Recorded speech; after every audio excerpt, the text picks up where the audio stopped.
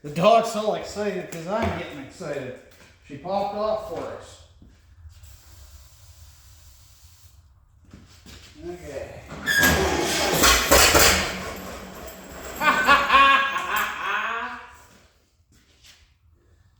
Bet you if I squirted a bit of gas in there, she'd probably run pretty fair.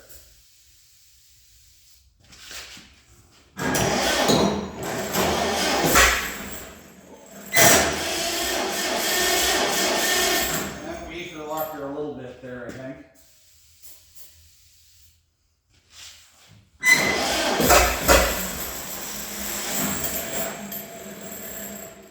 Okay, enough of that. It burps off. Good.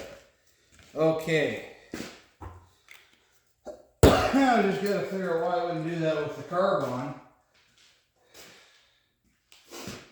And ether. Part of it's trying to suck through there, but you would have thought it'd have fired better than that on ether, so those are new plugs and we got sparks, so